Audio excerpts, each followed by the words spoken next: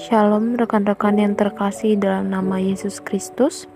Pada kesempatan kali ini saya akan menjelaskan tentang tugas gereja sebagai misi Kristus.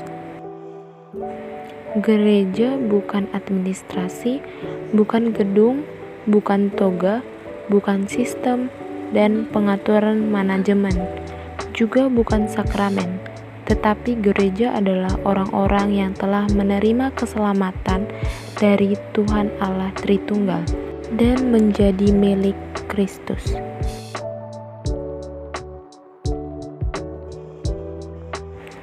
Gereja sebagai misi Kristus menjadi alat Tuhan untuk melayani jemaat sebagaimana Kristus telah melayani.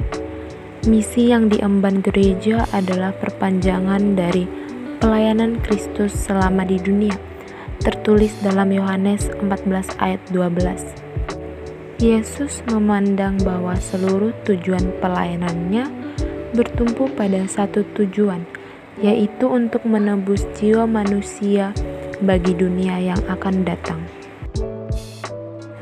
Pelayanan diberikan kepada mereka yang kurang mampu dengan dasar kasih yang diajarkan oleh Yesus Kristus. Dalam Matius 20 ayat 26-27 dijelaskan bagaimana seseorang harus melayani dan menjadi hamba.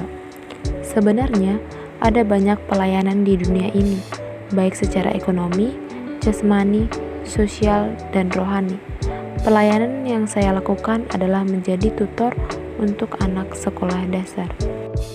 Mengajar adalah suatu usaha menolong sesama dari kondisi kekurangtahuan mereka menjadi lebih tahu. Namun dalam hal ini, saya tidak hanya fokus untuk mengajar ilmu pengetahuan saja. Saya berusaha membantu adik-adik Tuti untuk lebih mengenal Allah melalui pelajaran yang saya bawakan, misalnya melalui hewan dan juga tumbuhan yang merupakan ciptaan Allah.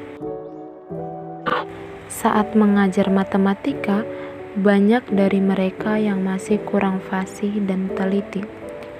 Saya menyadari hal ini bukan sebagai kelemahan mereka, tapi menjadi kesempatan saya untuk menolong mereka bahwa matematika yang mereka anggap sulit itu sebenarnya sangat berkaitan erat dengan hidup kita.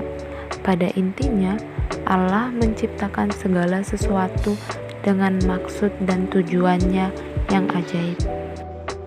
Mereka memiliki kepekaan terhadap sesama, di mana ketika saya sedang menghapus papan tulis, salah satu Tuti menawarkan bantuan agar dia yang menghapusnya.